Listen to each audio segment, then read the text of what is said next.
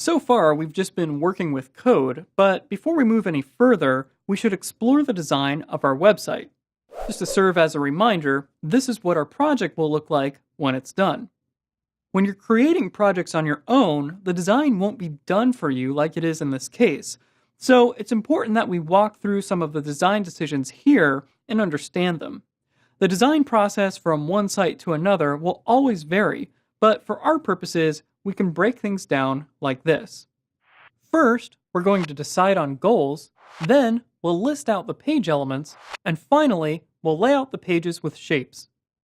I'm going to work through the design on paper, and I strongly encourage you to follow along. First, we should decide on an overall goal for our site. In these lessons, this website will be a design portfolio with the goal of booking new work. However, there will be many opportunities along the way for you to customize this website for your own needs. For example, your site's goal might be to showcase your arts and crafts, or perhaps you want to create a gallery of photos to share with your family and friends. Once you've decided on your own goal, we should list out the page elements we'll need. For this website, we'll need an image gallery, an about page, and a contact page. We'll also need a simple header with a title and navigation. Often this site-wide header is called top-level navigation. We'll also need a site footer. This image gallery will showcase our work. The About page will provide some context for the website as a whole and tell the visitor more information, and then the Contact page will give the visitor a way to get in touch. This is especially important for a design portfolio where we're trying to get new work. With our list in hand, let's quickly lay out our 3-page website. We're going to use a technique called wireframing to lay out the shapes and visual structure of our site.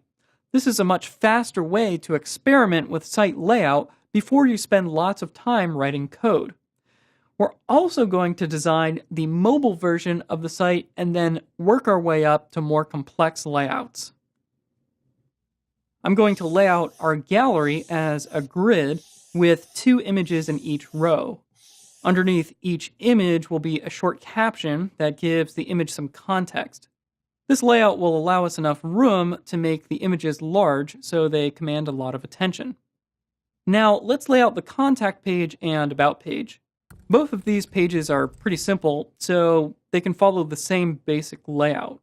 We'll create a single column and stack everything because mobile sites don't really have enough room for too many columns, but they're great at scrolling.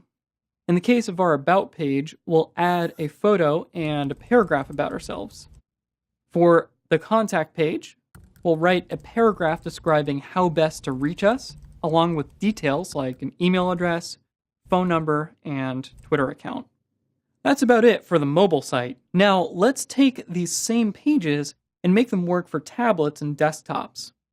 We have a lot more width to work with here, so I'm going to spread apart the logo text and the navigation in the header. Then on the gallery page, I'm going to break up my 2 columns into 3 columns.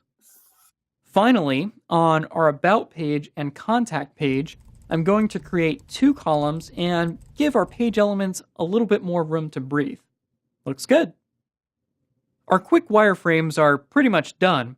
If we were building a more complex website, we might want to take things further and build high-fidelity mockups in an image editing tool like Photoshop. However, this is a simple website, and as we build it in HTML and CSS, we can fill in the details along the way.